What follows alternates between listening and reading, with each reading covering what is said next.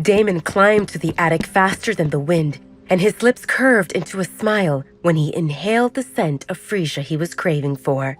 The girl was there. He stared at the closed door in front of him and took a moment to compose himself. Damon thought about how he went all around the Red Moon Pack's properties in search of the girl. Why didn't he think of checking the pack house thoroughly? He already knew that the girl was not in the common buildings because she came to the kitchen in the pack house. Now that he was standing in the attic, he realized that the obvious places would be to check the basement and the attic, as well as any isolated places where guests didn't venture. It seemed that his mind was muddled and he didn't think straight. Well, it didn't matter. The time had come. She was right there, behind that door. Hopefully. Damon knocked on the door lightly and waited. Nothing. He knocked again, this time with a bit more force. Damon thought that he heard some shuffling from inside, but he was not sure because his heart thundered in his ears. He was never this anxious. He gave it another knock and then turned the door handle. The dawn gave barely any light through the small windows, but Damon's alpha sight was enough for him to see the scarce furniture and the girl sitting on the edge of the futon, in the corner, hugging her knees and looking at him with her big doe-like eyes. Damon stood at the door frozen, locked in some kind of a staring contest with Talia, overwhelmed by his emotions that were amplified by the joy of his wolf. Her head was buried in her knees, and he could see only her eyes between the strands of the copper-colored hair that fell over her face. But he knew she was watching him. "Say something!" Damon's wolf snapped, startling Damon out of his daze. "Hi," Damon said awkwardly. "You are probably wondering why I'm here."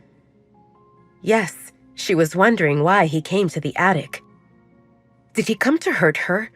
Or was this some prank? Since Olivia left the pack, no one came to the attic with good intentions. That's the scary alpha who was the reason she got beaten twice. The first time because she looked in when Princess Marcy was between Alpha Damon's legs, and the second time because she complained how Princess Marcy hit her the first time.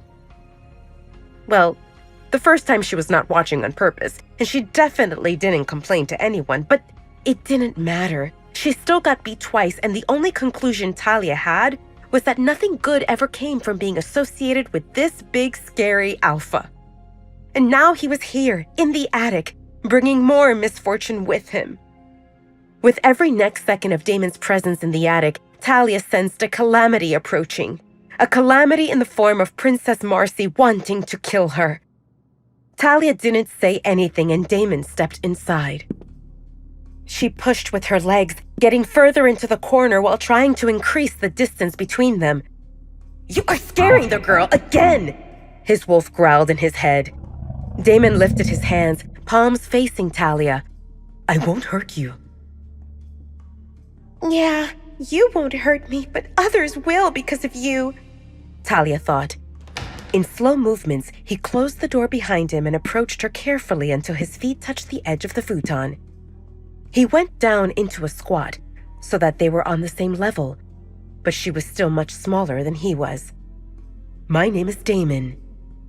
He put on his best non-intimidating smile, but she saw it like a beast showing teeth before devouring its prey.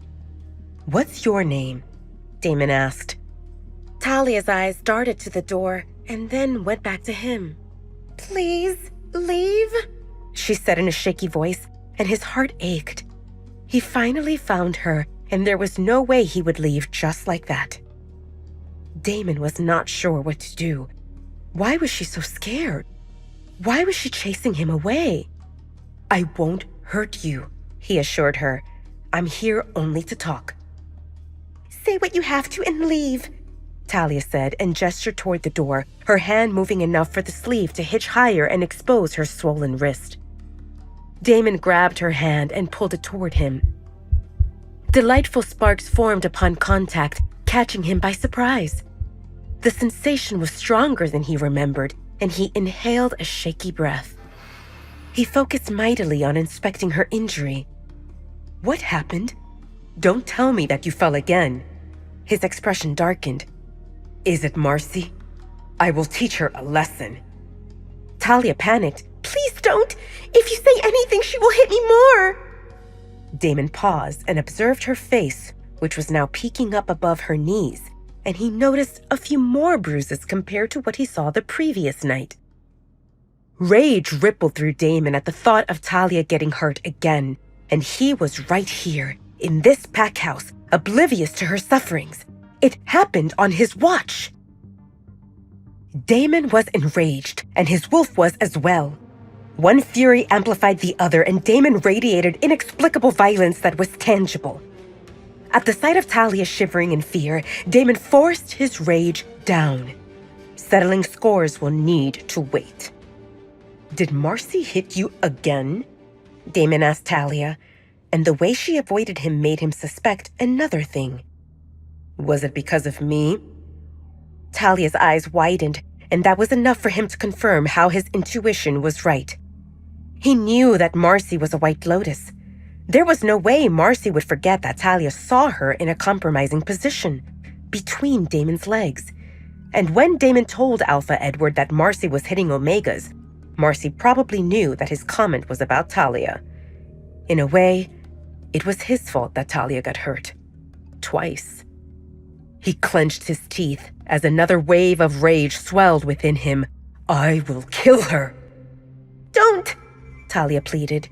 "Can you just leave and pretend that you didn't see anything? Don't come here and everyone will leave me alone." Damon's heart cracked. Even if everyone left her alone, how the hell was he supposed to do that? Didn't she know that he nearly went mad when he didn't know where she was? Without a word, Damon sat on the futon next to Talia and wrapped her in his arms, pulling her to lean on his chest. The feeling of Talia against him made Damon's whole body hum in pleasure. Delightful sparks overtook his senses, and he was lost in a daze. Talia froze. She was not used to physical contact of any kind. It took her a moment to collect herself and start squirming to get out of his hold. "Shh!" Damon coaxed Talia to calm down, unwilling to let go of her. He was not a hugger, and he never cuddled with a woman, but this girl was different. He wanted to hold her, and her resistance hurt. "I won't harm you. Can I hold you like this, just for a minute?" No, not a minute. He wanted an hour, or at least until he became immune to these sparks that were making him crave devouring her. But if he said that aloud, she would definitely freak out. Talia stopped struggling, not because she agreed, but because she realized that he was too strong, and her struggle made her injuries ache more.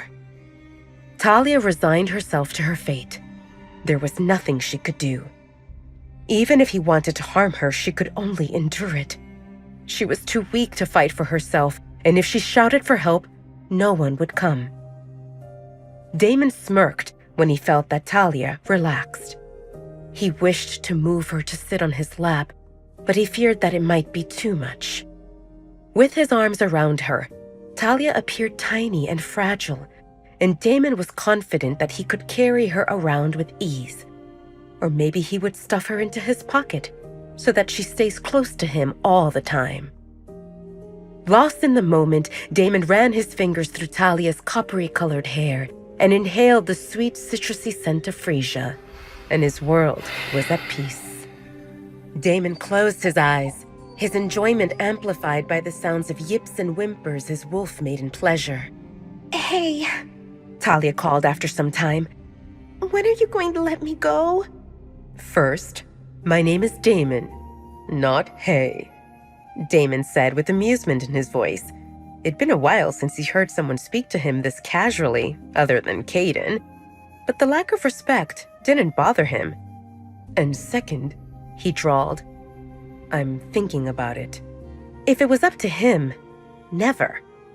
To make his point clear, he tightened his hold on her, making sure he didn't crush her. Feeling that she was stiff again, he asked, "Am I hurting you?"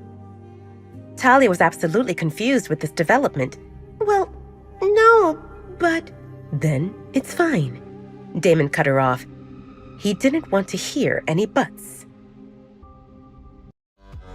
Wait, that's not the end. You've just had a free taste. Now get the full story on the Pocket FM app, link in description. Check out our next video and playlist, and don't forget to like, share, and subscribe.